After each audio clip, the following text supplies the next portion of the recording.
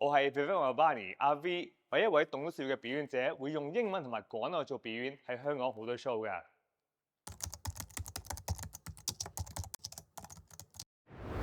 嗱，失戀咧個個都心痛㗎啦，我都試過啦。其實我以前拍拖咧，都有一次同一個人一齊咗8年，而我哋分咗手之後，我就覺得哇，世界末日啦！即係個個都識我同佢㗎啦，係咪？冇理由咧，我個世界可以繼續落去㗎啦。我一半身份仔有埋佢喺度，唉冇㗎啦，完㗎啦，算啦，我係一半阿 B 㗎啦，冇㗎啦，0.5㗎咋咁樣。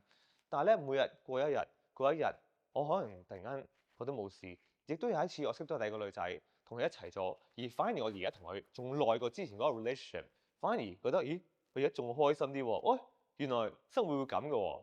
其實個遊嘢，我成日都話。唔係咁多喺度話你嗰一刻失戀要正面啲冇嘢嘅咁樣，痛就痛硬㗎啦咁樣。不過你記住你呢一刻嘅辛苦咧，呢一刻嘅悲劇咧，其實有一日可能係成為一個好正嘅故事，同啲 friend 傾下偈。哇！嗰時我記得咧，哇心痛到真係日日喊住，真係哇咁都經歷過。你諗下20年之後同啲 friend 食飯，個個喺度講以前傷心事，你嗰刻聽完佢哋講嘅笑話就可以話。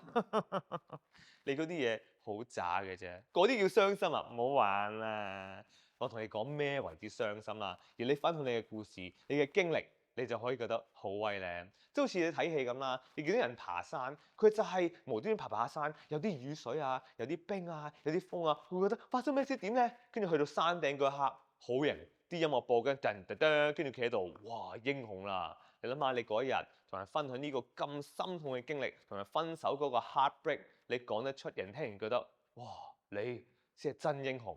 跟住你嗰刻覺得，That's right，I am the king of love，yeah，型咧。所以呢啲嘢慢慢就會捱過㗎啦。我明係痛嘅，我唔係 expect 你覺得正面啲冇嘢嘅。不過總之記住，今日嘅痛苦咧係聽日嘅好嘅故事嚟㗎，你得㗎你，don't worry about。